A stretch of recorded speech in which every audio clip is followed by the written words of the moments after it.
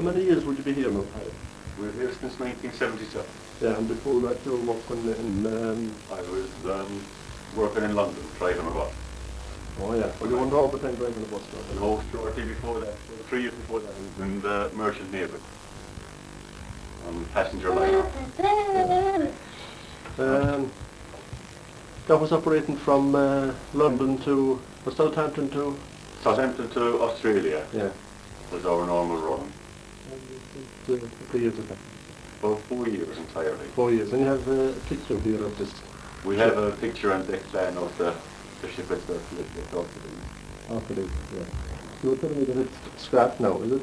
It was scrapped the year right after it now, in 1972. Yeah. The end of 72. Yeah. This is the name of the ship. What's the PO standard for the... P&O, it's Peninsular and Orient. Oh yeah. With the shipping companies that merged. Yeah, yeah. There's a picture of That's a picture of the ship itself. Yeah. How many decks did you say it had? I think 8 entirely. Yeah. Keep out. Oh, you have a diagram there, the whole lot. The whole, every deck. A, B, C, D, C. A big ship, wasn't it? Oh, it was surely. Yeah. How many tons did you ever? 28,000 tons. Yeah, yeah. It was 708 feet long. Yeah. And 9 feet 6 inches wide. Yeah. There. Riverina. Would that be a lounge? One, the big lounge, that was Yeah. the main lounge. Yeah. The dance and the dance floor. Oh, there, yeah. That's the main restaurant. Oh, down here underneath. Yeah, that one. That's the ballroom, that's the restaurant. Restaurant, yeah. There was 2 restaurants. One held around, it was 300 or something. The other one held around 250. How did you get into this now, Paddy? Well, we were living in London, fairly near the docks. Yeah. See the ships coming and going and hear them blow their fires in the middle of the night. Yeah. I was always sort of wondering where they were going or where they were coming from. Yeah. And eventually I decided I'd go and have a look at the world, try to get on one of these ships. Yeah. And have a look around. Yeah. So you spent 4 years on it? We spent 4 years at that. What kind of work did you do on it? I started as a waiter in the restaurant. Yeah. And continued then as a barman and wine waiter for a while, wine steward. Yeah, yeah. And you visited some interesting places in the world, didn't you? What was your usual route? Normal route was to call into Rotterdam, Lisbon, maybe the Canary Islands, Yeah. then Dakar in Senegal, on down to Cape Town and Durban, Yeah.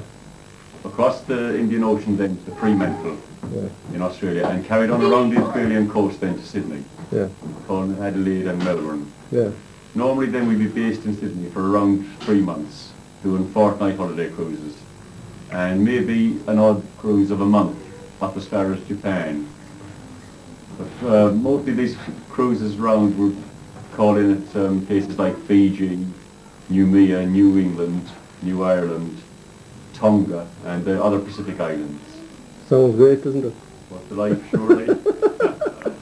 Every time you stopped, of course, you were able to go ashore and hang around. Most times now we would be allowed ashore. It depended on your actual working arrangements and if you could arrange time up for yourself. Ah, yeah, yeah. Normally it was no problem to get ashore. Yeah, and you were able to buy the different things you wanted there. Lots of souvenirs, grass skirts in Fiji and cameras and telescopes and all sorts of electrical equipment, especially in Fiji where it was duty free. Was it then? Yeah. And in Hong Kong and Singapore were really duty free ports as well. How did you ever give up this life? Well, in 1972 I came ashore in October before Christmas. Yeah. The ship was being staffed and I said I'd wait around for Christmas, and gradually it's extended into the following year and I got a job to keep myself going and eventually just managed to settle again. Ah, yeah, yeah. So you came over here then eventually? We came here then in 77. We were living in a flat in England and we decided we'd have a better quality of life. Yeah. Well, you had roots here earlier on, hadn't you? That's right. My father's people came from the village here in our flat originally. Your father's name, was it Martin? Martin Coolican. He had a shop in there in Killala where Johnny Lynn is today, hadn't he? That's right, Johnny Lynn's shop at the bottom of Market Street. Yeah, he had a public house there on the Drapery business, isn't it? That's right, public house in Drapery. That'd be about 40 years ago, wouldn't it? 1956, I think we left it. Or Killala. 55, I think we left Killala. Yeah, yeah. He was one of the first men I ever saw when I went into Killala, the small fella. Yeah, down there. So you're back in again in the land of your ancestors, more or less, We're right? back. Yeah. The land of our ancestors back beside the sea. Right. Oh, and of course your wife is from the other part of the world, isn't She is from Australia. Yeah. Well, you didn't meet her while you were on ship down there, I did did you? indeed. She travelled on board the ship from Fremantle to Durban. She spent a year working in Durban then. Yeah. And we kept in contact. Often I deliver things for her back to her parents. Oh, indeed, indeed. So I thought you might have met her in London, but it was down in Australia. Down in Australia first. Ah, yeah. And then they carried on. They left South Africa after about a year, herself and her friends, Yeah. and went on to London. Yeah. And we kept in contact all the time. Do you ever feel like going back to the life again on Oh, board? I go in the morning.